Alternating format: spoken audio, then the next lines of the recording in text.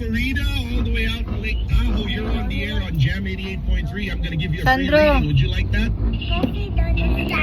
All right. What's your question today, sweetheart? Sandro.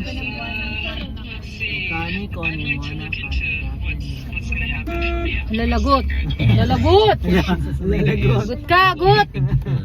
After her son graduates. And you have Paluin the yan, Page of Pentacles paluin. reversed. You're actually most likely going to start putting in the groundwork of putting up Benny, your lock own mo na. business or passion project. Okay. You're going to be very patient with it. Now I can use that word. You're going to see it grow into something very beautiful Diyan because ka a lot lang. of energy is going to be given back to you. But at the same time, you will also, give a second card, Six of Wands. You're going to allow yourself to shine in the light, for lack of a better word. Positive will and attention. Ano mang gabi? Alright, so thanks for tuning in and Bag mo si Papa. Thursday night, darling. Ah. Alright, this is Rob. Reading from Jam 88.3. Oh, yan. Alright, we got somebody who wants to call on music. Alright, let's do a commercial.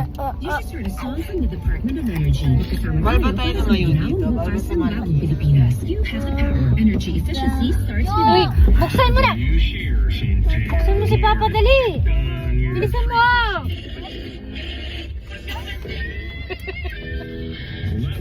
Kakanta raw pa. You're free to leave, sir. Okay na. Very good po yan. Walang parex dyan.